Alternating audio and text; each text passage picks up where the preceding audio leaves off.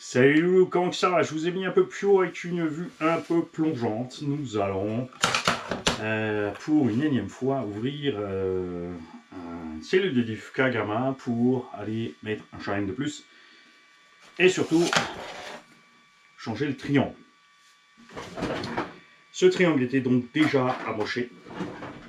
Et il a fini, évidemment, à un moment donné, par lâcher prise. Pour l'instant, où on en est? Sur une vingtaine de runs, 2 triangles de suspension. Donc le diff arrière qui avait craqué très rapidement, shine une fois, 2 fois, 3 fois, passé à l'avant, maintenant mais un 4e shine. Parce qu'une fois que la cellule est déformée, que les dents sont un peu bouffées, évidemment, ça ne va pas s'améliorer, ça c'est sûr et certain.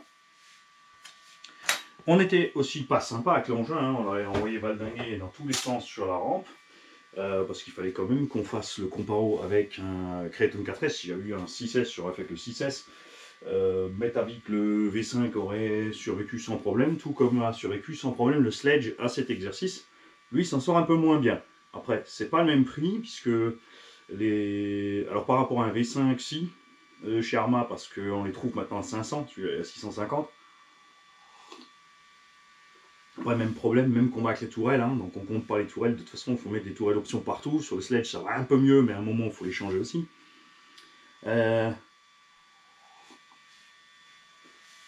Après les triangles, c'est pas très grave, mais mine de rien, sont pas donnés quand même. Chez Arma, ça m'est arrivé rarement quand même de péter les triangles depuis qu'ils ont fait les triangles plus costauds là, ça c'est clair.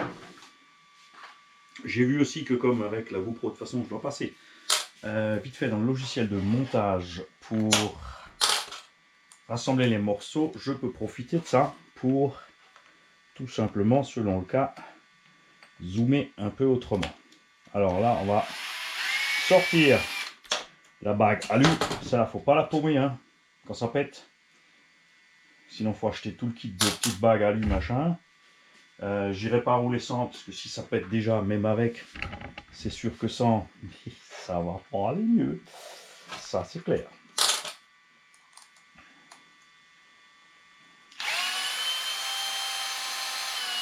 On éloigne la marteau. Ok. Donc globalement, je suis pas super satisfait des amortos. Pas seulement au niveau setup, hein, comme je dis, il gratouille un peu. Là, j'ai changé les pistons. C'est les pistons d'origine. Ça gratouillait avec les pistons que j'avais qui traînaient là, d'autres marques. Tout est réglé. Ça va mieux. Après, ça reste que les tiges d'amorto sont peut-être un poil trop fines. Mais l'un dans l'autre, on n'a quand même pas tordu ça. Ou alors à peine et on le voit pas comme il faut. On passe tout là, Manu, qu'est-ce que tu fais?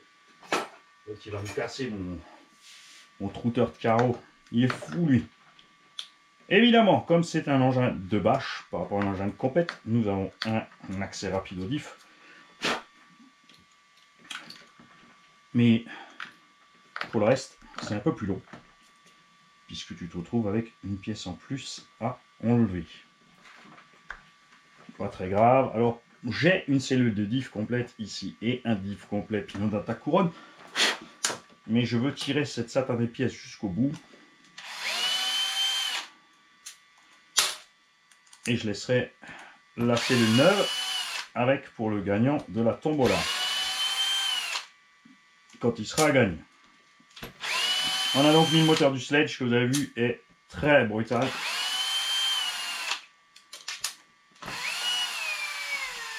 En parallèle de ça, on a fait quelques tests vario. Donc faut pas vous y mélanger, hein. Je sais c'est pas facile parce que ben ouais, je fais les tests vario, je fais les tests moteur, les tests de la machine en même temps. Donc il y a des choses qui sont pas dues à la machine, comme l'arrêteur ZTWG2 là. Ça c'est pas la faute de la bagnole si l'autre il fait n'importe quoi. Étrangement, vous l'avez vu dans le Dirty Rat avec le gros moteur, eh ben il va bien. C'est vraiment débile.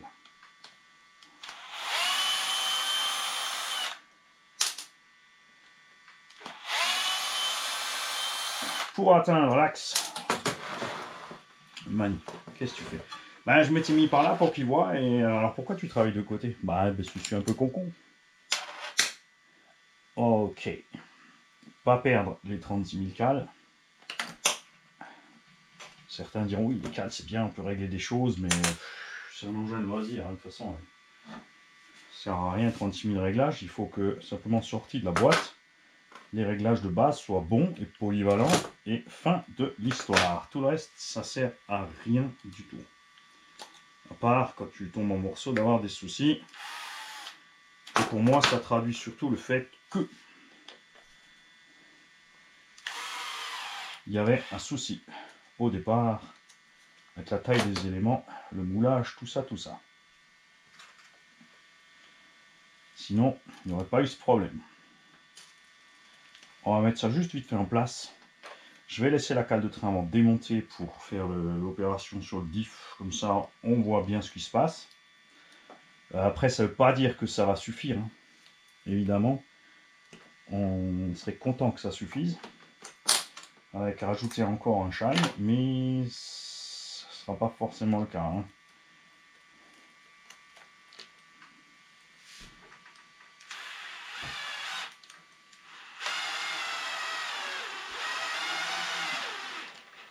Et je répète que tout ceci ne serait pas si certains constructeurs ne s'obstinaient pas avec leurs mini dents. Ce genre d'engin, tu fais des grosses dents bien profondes, comme ça, ça ne peut pas sauter, même si ça se déforme, tout simplement. Traxxas l'a bien compris. Alors aussi, Traxxas, ils ont aussi fait leur expérience côté client négative, hein, évidemment. Il a fallu quand même 15 ou 20 ans à Traxxas pour sortir les diffs plus gros de Revo 2, Max, tout ça.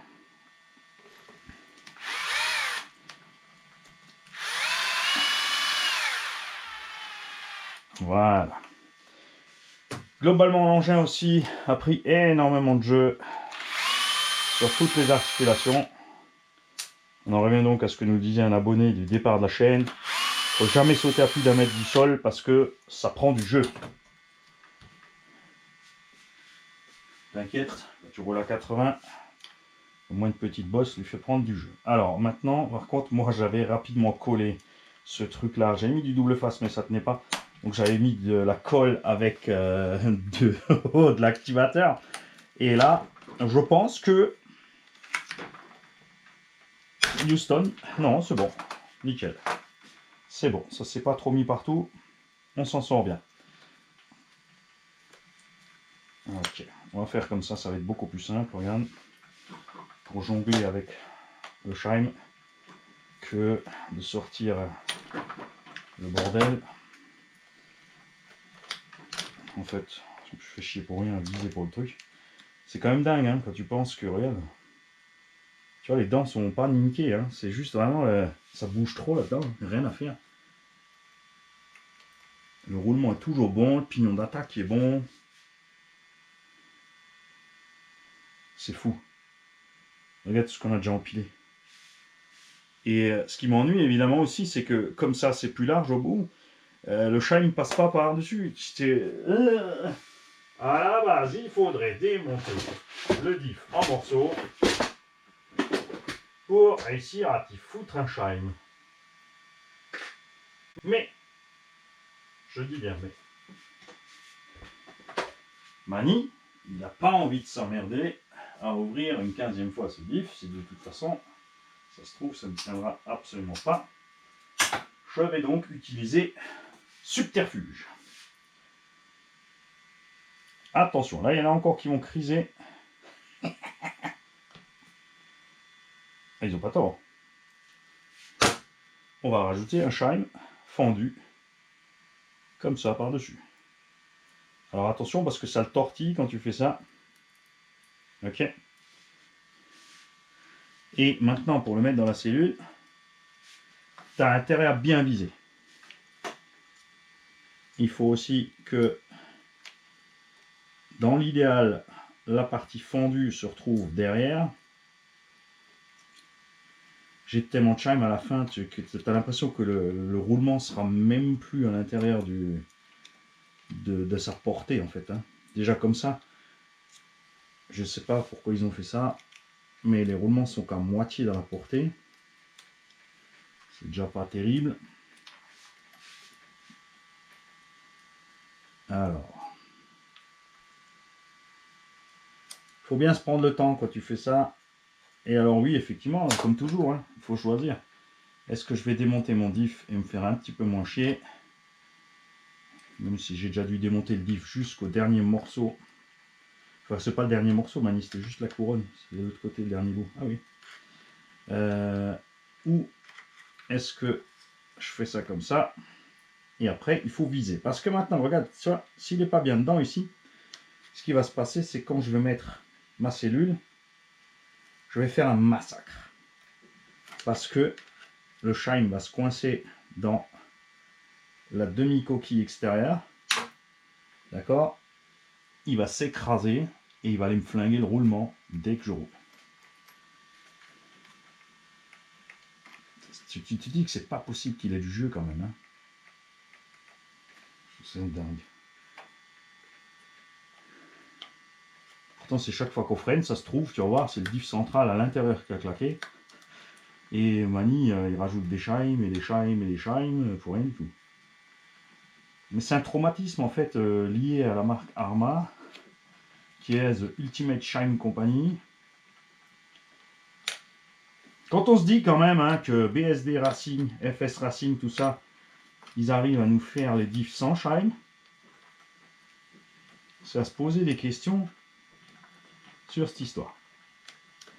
Ce qui est très bizarre aussi pour moi, je trouve, c'est que ce soit Coralie ou Arma, les deux ont des cellules de diff un peu minimalistes en dimension. Alors, Buggy Truggy, ok. Tu restes sur des dimensions un peu standards, sur la cellule, je veux bien. Le Truggy, de toute façon, tu roules avec des petites roues légères, donc ça devrait tenir, surtout que là, niveau dentition, quand même, par rapport à Arma, il faut laisser à Coralie qu'ils ont mis. Ils n'ont pas rigolé avec la qualité des dents de diff, hein. Ils ont quand même mis du matos dur. Arma aussi, avec le temps.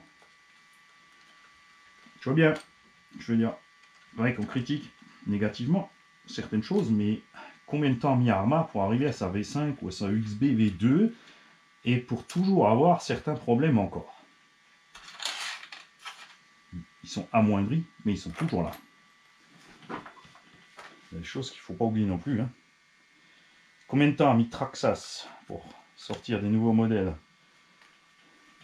hein, 15 ans de Revo 1 pour faire un Revo 2 qu'ils ont stoppé parce que ça allait pas. Enfin, ça allait pas. Ils auraient pu gommer un peu tous les problèmes, on va dire. Et au lieu de gommer tous les problèmes, ils ont fait qu'une partie. Ça, c'était pas cool. Et pas malin du tout.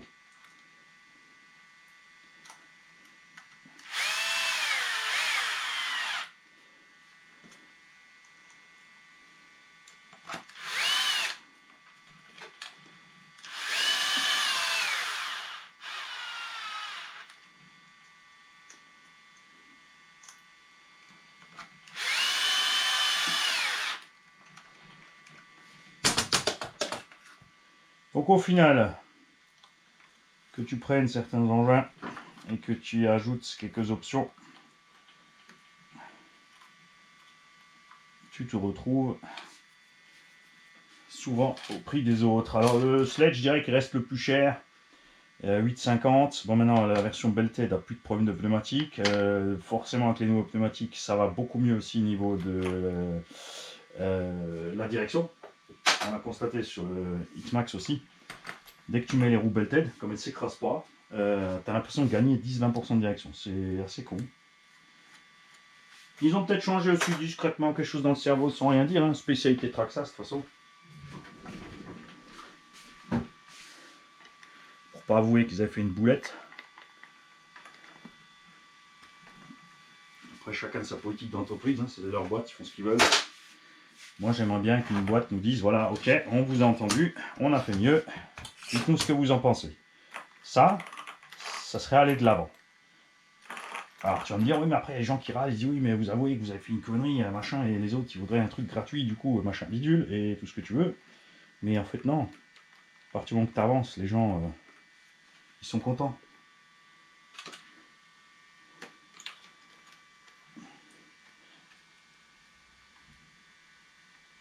Alors, où on en est niveau jeu?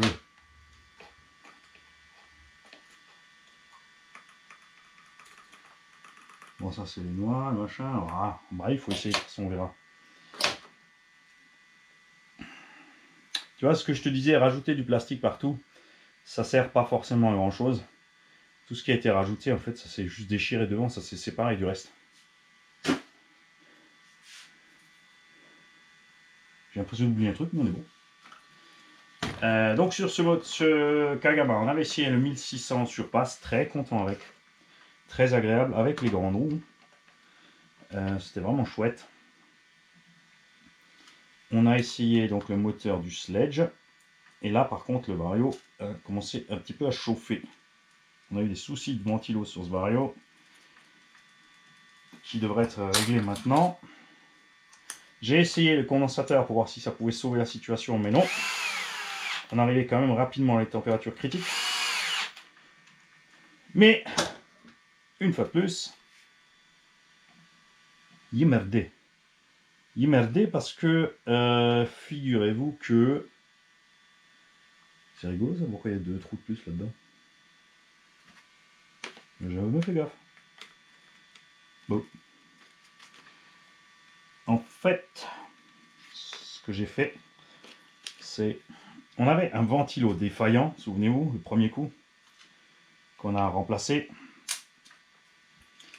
Et le deuxième ventilo, là je me suis dit, bon, voilà, il fonctionnait, bien sûr, on l'a testé dans l'atelier. Quand on les roulé, on a chauffé quand même. C'était le coup justement avec les condensateurs. Et figurez-vous que ce deuxième ventilo, il s'est coincé au niveau du moyeu. Alors il marchait là en statique, mais en roulant, on n'a pas roulé longtemps, 10 minutes. C'est mis à bloquer. Donc on repart avec le même Vario pour voir. Entre temps on avait donc testé le ZDVG2 qui nous a fait les mêmes blagues exactement que nous avait fait dans le Techno RC. Ce que j'ai pas essayé sur ce ZDVG2, maintenant on l'a mis dans le Dirty Rat, on a laissé le bec en 7.4 depuis le début.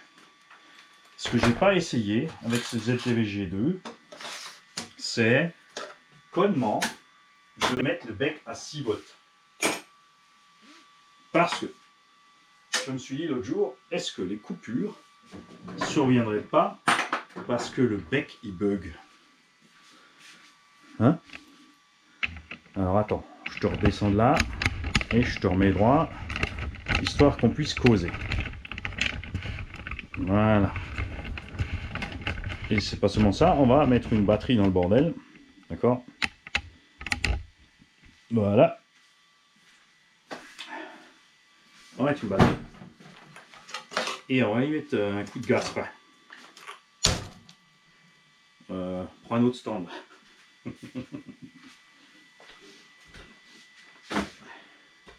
C'est bien les machines avec des gros débattements de suspension, mais après Mani, il faut aussi que tu prennes le stand en conséquence.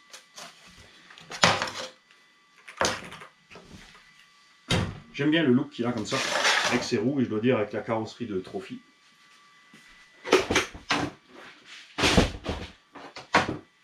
Alors, une pupille. Hop. Regarde, on a besoin d'une puissante. Hein. Enfin, si, ça aurait été bien dans une 6S. T'as raison. Parce que pour mettre gaz frein, un bon coup comme il faut méchamment. Et raté. Non, c'est bon, c'est bon, c'est bon. La radio est ici. Il me semble que j'ai le Kagama sur ma radio de machine qu'on peut massacrer. MTX, XRT, X-Max bleu, Sledge, Kagama. T'as vu, il y a beaucoup de machines Traxxas à massacrer. Parce que ça me fait pas mal au cœur de casser du Traxxas. Ok.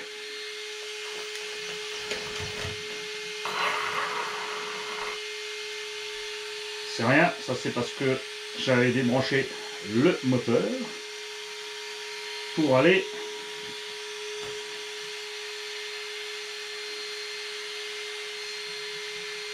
voir cette histoire de ventilo. Voilà, tu l'entends aussi, hein, il tourne vraiment bien. On va enlever les câbles, on va faire gaffe aussi.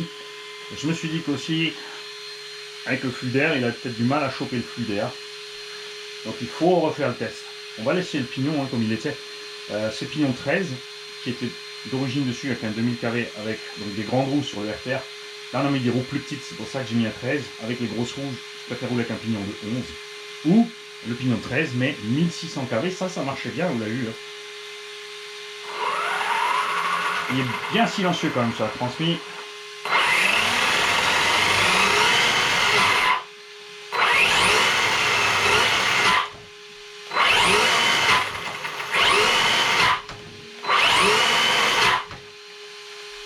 Ok. Niveau du punch aussi, hein, vous avez vu qu'au moment où j'appuie sur la gâchette, ça ne vient pas tout de suite. J'ai mis pas trop. Ça suffit quand même pour faire les backflips. C'est le vario qu'on avait avec le 1600 kV pour faire les backflips, ça allait très bien. Et moi je vois aussi que mon pneu là, SRC, il est en train de se décoller. Sur le côté, quoique, non, ça va. De toute façon, c'est le problème, hein, comme on roule sur les barres stables, évidemment. Mais c'est pas grave, faut les poncer ces pneus. Je les ai achetés, je les ai payés, je vais les bouffer. Parce que dans le tout-terrain, c'est vraiment du drift avec ces pneus-là. Mais ouais, faut qu'on retourne dans l'herbe sèche. Je vais peut-être penser à préparer un autre variateur et l'emmener. Comme ça, si on coupe température. Parce que le but aussi était de tester donc, le moteur du Sledge, je vous ai dit, il est un peu plus balèze. Et les varios Max 8 sont à 150 ampères. Ils sont un peu justes en fait. On avait essayé avec un Quick Run G2. Avec le Quick Run, ça allait bien. Mais je veux être vraiment sûr si c'est pas juste ce vario qui bug depuis le début. Ou... Enfin, cette histoire de coup de ventilo là. C'est vrai que ça me fait perdre du temps. Mais je veux dire quoi après, tu vas foutre le vario, tu vas le démonter, tu vas le mettre de côté, tu vas dire il est foutu parce que tu as fait qu'un seul test où ça a merdé. Alors oui, on peut l'utiliser du coup dans un véhicule plus léger, avec un moteur moins gourmand par exemple, c'est sûr. Mais je veux voir. Faut que ça tienne.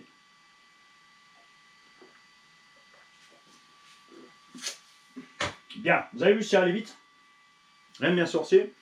Des choses même faciles à faire sur le terrain, si tu as emmené ton petit shine et si tu penses à couper ton petit shine. Sinon après ça devient huileux et sale et vite chiant. D'accord?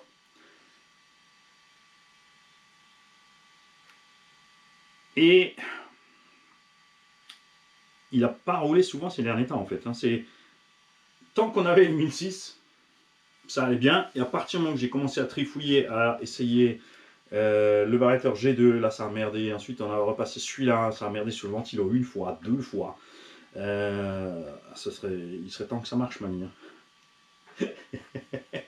T'as pas tort, t'as pas tort. Sur le circuit, vous avez vu aussi que sans les barres stables, c'était un très bon exercice parce que j'ai mis bien sûr la vidéo normalement dans la playlist Kagama. Du coup, tu vois clairement la différence. Vous avez vu que dans le tout-terrain avec les gros pneus, il n'y a pas de différence avec et sans barres stables. Ça roule bien.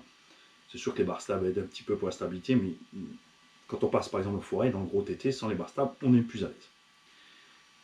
Avec des pneus genre boudin, machin, surtout les pneus d'origine super tendres, super à l'aise. Mais sur le circuit, avec plus d'accroche, vous avez vu tout ce qui se passe. Vous avez vu le couple moteur faire twister la suspension, parce qu'on est souple sur la suspette. Avec une suspette dure, on l'aurait remarqué moins, ça c'est sûr. Plus ta suspette est raide, moins tu souffres du roulis. Plus bien sûr le couple qui passe sur la transmise niveau des pneumatiques, qui accroche, qui lève le châssis à l'avant. Vous avez vu, c'est assez funky, mais moi j'aime vraiment beaucoup ça. C'est vraiment super agréable de rouler comme ça. Et ce qu'on va faire, par contre, c'est que le souci, quand tu fais ça, sur un TT, tu te retrouves à toujours bouffer tes pneus extérieurs. Sans arrêt, sans arrêt, sans arrêt. On va donc tricher avec le carrossage. Alors, c'est pas prévu dans une ligne, c'est tout serré à fond. On ne peut pas rentrer plus en haut, mais on va pouvoir desserrer en bas. Si c'est pas trop loin pour le cardan, ça il faut faire gaffe. Hein, parce qu'on doit lui donner méchamment du carrossage, genre 2-3 degrés facile, pour rectifier la situation, hein, pour que les roues soient posées comme ça en fait. Tu vois. vraiment trop, afin de bouffer les pneus un peu plus à l'intérieur pour qu'ils durent plus longtemps. Il n'y a pas 36 solutions, hein. Parfois c'est un peu plus compliqué. À l'arrière, nous avons des biellettes fixes, ce qui veut dire qu'on ne peut pas faire grand chose. On va voir si c'est pas trop en les approchant de là, on va le faire ensemble. Et à l'avant, on va voir si effectivement c'est jouable de desserrer en bas. Le problème, si je desserre en bas, souvenez-vous qu'on a toujours des effets secondaires. Évidemment, ça va tirer un peu plus sur le filetage. En desserrant en bas, qu'est-ce qui se passe? La roue s'éloigne, donc biellette par réglable ici sur la direction égale qu'on augmente l'ouverture.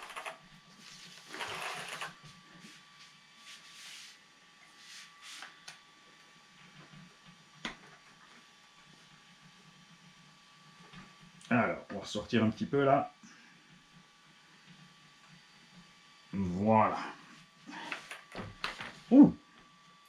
Ah ouais. Avec le jeu que ça prend chez Coralie. T'es prêt? C'est le fils de Shrek.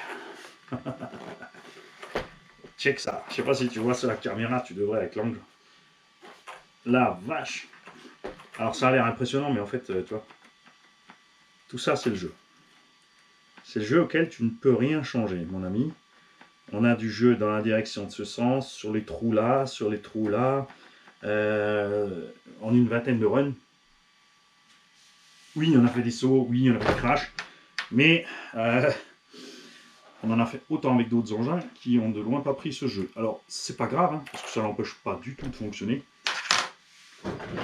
Maintenant, on va enlever une roue arrière. Et on va déplacer la biellette arrière. Parce que là, j'ai vraiment bouffé le pneu complètement à l'extérieur. On va peut-être mettre celui-là encore plus là-bas. On va peut-être mettre un des arrières à l'avant. Et inverser là. Au passage, parce que celui-là, il est méchamment endommagé. Ça, c'est le problème aussi sur circuit. Tu as toujours plus de virages d'un côté que de l'autre. C'est pour ça que moi, j'aime bien faire manche A d'un sens, manche B de l'autre. Ça change aussi les sensations de conduite, puisque le véhicule n'est pas équilibré pareil, par rapport au nombre de virages et le poids et machin. Il y a des véhicules qui sont équilibrés 50-50 gauche-droite, mais la plupart avec le couple, évidemment, tu as des choses différentes. C'est pour ça que sur certains véhicules de compète, tu peux tourner tes diffs dans les cellules, inverser le sens de rotation moteur. Comme ça, quand tu as un circuit qui a plus de virages à gauche qu'à droite, tu as plus d'avantages dans les virages de gauche, et de l'autre sens, tu as plus d'avantages dans les virages droite. Ok. On va donc, ici, mettre la pièce au bout. Ça va donner un carrossage de dingue. Mais c'est pas grave.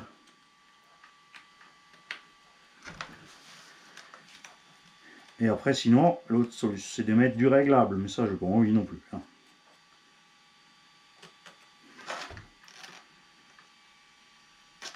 C'est peut-être un peu extrême, un trou carrément.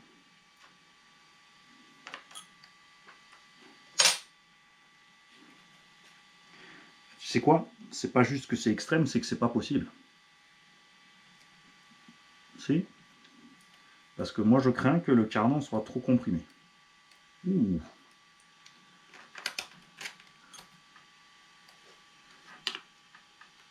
Ouh, ça, c'est pas bon. On peut pas, parce que on est complètement au fond de la gorge. Alors, nous pourrions utiliser subterfuge. Je t'explique. On peut prendre la biellette d'origine, la couper en deux au milieu. Jusque là, tu me suis. Percer à 3 mm. Mettre un BTR de 4 assez long, ou une vis, couper la tête de la vis, mettre une cale et visser le tout ensemble à nouveau. Non, pas une cale, puisqu'on veut raccourcir. Donc, couper. Déjà, la coupe avec la disqueuse va enlever un bout de plastique, hein, mais l'idéal, on pourrait enlever carrément 2-3 mm, même 5. Et comme ça, on pourrait revisser la biellette sur elle-même et la raccourcir. Mais ça fera un point faible. Voilà. Après, c'est pas une machine du compète, c'est pas dédié circuit. C'est pour ça que Traxxas aussi a mis les biellettes plastiques, c'est moins cher pour eux, ça fait moins de pièces, puisque tu n'as qu'une seule biellette au lieu de 2 chapes, plus le pas inversé, forgé avec le méplat au milieu, le machin, le bidule. Hein. Donc c'est beaucoup plus simple pour les constructeurs de faire ça. Et vous l'avez vu que de toute façon, pour ce que nous on fait, c'est super puisque ça flex.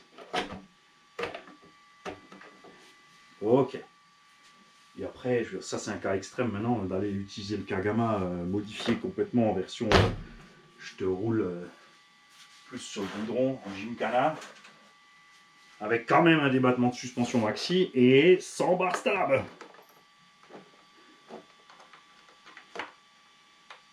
À la limite, Mani, si tu mérites les barres stables, ils pourront voir la différence sur le prochain run.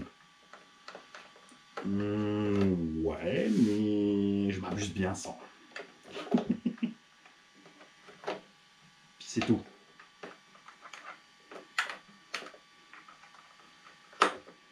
Et ça, c'est un truc que j'adore de toute façon, c'est qu'un engin, tu vois, même s'il n'est pas trop haut, regarde, il a un méga débattement de maboule. D'accord? J'adore ça. Ça m'éclate. Ce truc-là, ça se pose comme ça, c'est top. Vivement que Obao sorte un VSE2 Truggy. Ce ne sera pas un engin de bâche, ce ne sera pas un Muggy. On aimerait un VSE2 Truggy. Après, je vais essayer de les pousser vers un VSE2 TX. Tu vois, là, tu as le MTX et de faire un STX. Mais c'est pas gagné. C'est pas gagné. Donc, un Truggy avec une réduction centrale style BSD Racing, donc le Red 4 Machete, on vous l'a montré, une réduction au centre, juste un arbre en plus. Génial. Donc une réduction en plus au centre, 3 différentiels, 3 diffs et un slipper. Alors là, on serait... ou au moins 3 diffs et un coach drive. Un truc comme ça, tu vois. Et des dents, des diffs de MTX, bien sûr, dedans, hein, avec les dents comme ça, là. Un truc vraiment méchant. Alors eux, ils auront peut-être peur que ça nuise à la vente du MTX, mais après, je ne veux pas comparer un Muggy et un Monster. D'accord? Surtout que le Monster, là, il faut qu'il travaille encore un petit peu sur les suspects et tout ça. Et c'est parce que j'ai hâte que ça arrive. Ah la vache! Ah ouais! Ça va! Presque 1 cm par roue, c'est régulé. Les kikis, on se revoit sur le terrain à tester ce truc.